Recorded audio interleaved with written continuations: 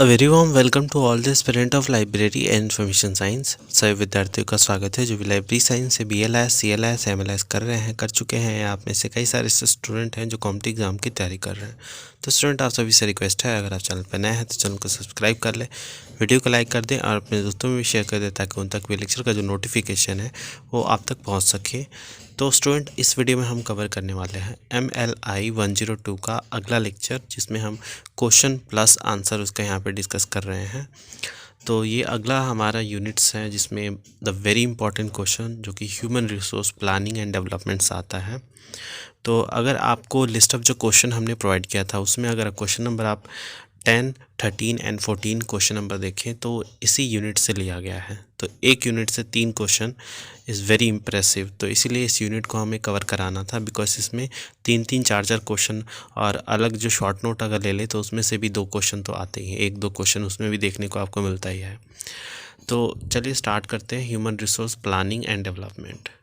जैसे जैसे पढ़ाते चलेंगे वैसे वैसे आपको क्वेश्चन हम साथ में समझाते चलेंगे। तो व्हाट इज़ ह्यूमन रिसोर्स, पहला क्वेश्चन ये आ सकता है शॉर्ट नोट में, व्हाट इज़ ह्यूमन रिसोर्स, या write short note on human resource. तो ह्यूमन रिसोर्स क्या होता है? Constitute the most important and the valuable resource of an organization. एक ऑर्गेनाइजेशन का जो वैल्यूएबल रिसोर्स जो होता है वो ह्यूमन रिसोर्स होता है, based on the belief and that employees commitment to work. मतलब कि एक ह्यूमन रिसोर्स जो होता है वो पर्सन होते हैं जो उस ऑर्गेनाइजेशन में, किसी भी ऑर्गेनाइजेशन में काम करते हैं। तो उनका मोटिवेशन कार्य के प्रति, उनका जो डेडिकेशन है वो उस रिसोर्स को और मतलब एनरिच करता है।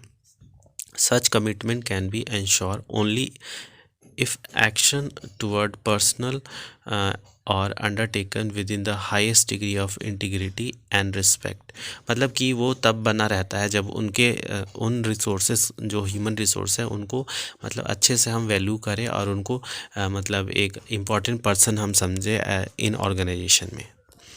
उसके अलावा यहाँ पे बोल रहा है कि दिस जो है ये कॉन्टीन्यूसली हेल्दी रिलेशन बना सकता है बिटवीन एम्प्लॉयज़ और जो एम्प्लॉयर्स होते हैं, दोनों के बीच में एक हेल्दी रिलेशन होना चाहिए। Consequently human resource management place N emphasis on the strategic जो थिंकिंग होती है टूवर्ड जो एम्प्लॉयज़ हो गया, पर्सनल प्लानिंग हो गया, extensive plans and the organizational जो डेवलपमेंट होता है एंड अदर थिंग।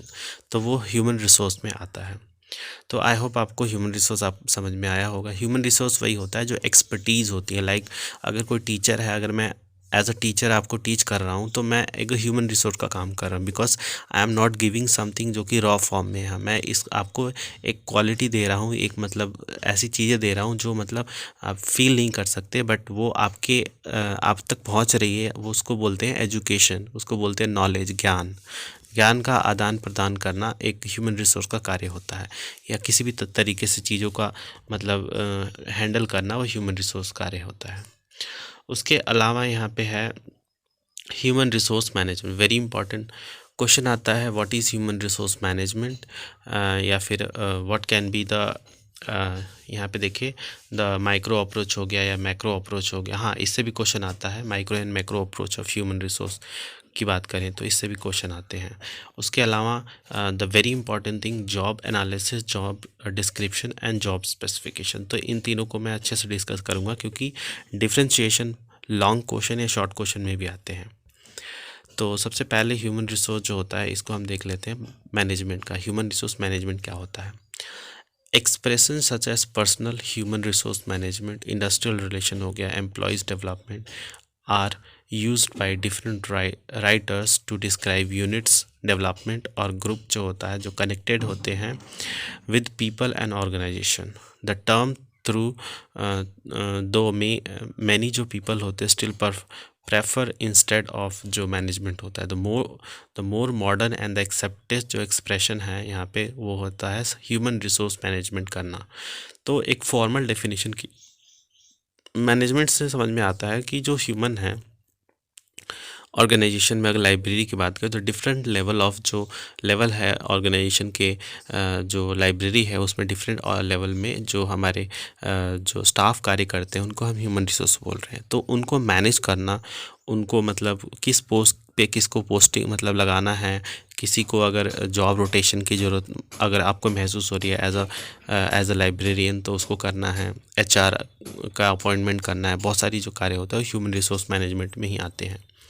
तो डेफिनेशन की बात करें तो human resource management is that it is a function, एक फंक्शन है जो परफॉर्म किया जाता है in organisation that facilitate the most effective use of employees, ताकि जो हमारे एम्प्लॉयज़ हैं उनको अच्छे से अच्छे मतलब उसका यूज़ इन द सेंस कि उनके एक्सपर्टीज़ का इस्तेमाल करके और ऑर्गेनाइजेशन को एक लेवल तक ले जाया जा सके, ये इसमें बताया गया है। टू अचीव ऑर्गेनाइजेशनल और इंडिविजुअल गोल, वही जो मैंने अभी बताया आपको।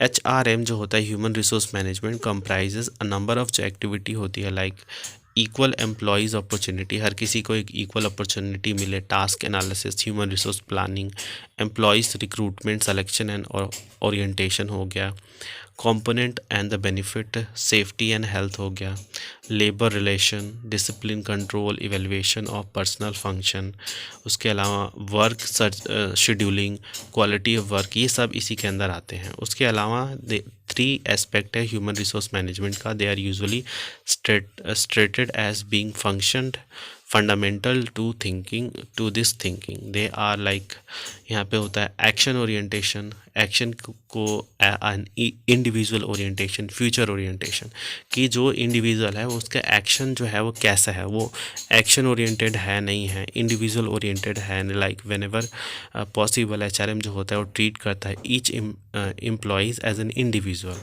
और फ्यूचर ओरिएंटेशन में आता है कि helping an organization achieve its objective in the future by providing the component, जैसे वेल मोटिवेटेड एम्प्लॉयज़ होते हैं एंड अदर चीज़ें इसमें मतलब काउंट करती है। अब micro approach and macro approach में क्या होता है, द मैक्रो अप्रोच जो होता है of HRM refers to the human resource planning and the forecasting, जो ओवरऑल ऑर्गेनाइजेशनल के ऑब्जेक्टिव होते हैं आर कन्वर्टेड इनटू जो स्पेसिफिक पर्सनल पॉलिसी होती है, प्लान हो गया, स्ट्रेटजीज हो गया, एंड द एग्जीक्यूटिव जो एक्शन होते हैं। द रिक्रूटमेंट जो डेवलपमेंट की बात करें and the utilization of human resource inversely depend upon the जो एक्शन इसमें लिया जाता है the activity of the organization for its future growth. उसके अलावा यहाँ पे माइक्रो अप्रोच है जिसमें while the micro approach led the direction in which the organization should move, एक मतलब एक यहाँ पे एक डायरेक्शन दिखाता है जिस पे एक ऑर्गेनाइजेशन जो है वो मूव करता है। अच्छा, थोड़ा शोर हो रहा है यहाँ पे बिकॉज कंस्ट्रक्शन का काम चल रहा है साइड में, तो प्लीज़ करके थोड़ा एडजस्ट कर लें बिकॉज आप लोग के एग्ज़ाम भी नज़दीक है, तो इसी वजह से जो लेक्चर है थोड़े कम आ रहे हैं बिकॉज बहुत ज़्यादा डिस्टर्बेंस हो रही है, तो प्लीज़ करके एडजस्ट करने की कोशिश करें। फिर आता है the very important thing is job analysis, job description and job specification. तो job analysis is the process of studying and collecting information related to the operation, जो भी ऑपरेशन हो रहा है उससे रिलेटेड जो भी मतलब इन्फॉर्मेशन है उसको कलेक्ट करना, स्टडी करना, उसको बोलते हैं job analysis. And the responsibility of a specific job, और उस स्पेसिफिक जॉब से रिलेटेड कौन कौन सी रिस्पॉन्सिबिलिटी होती है।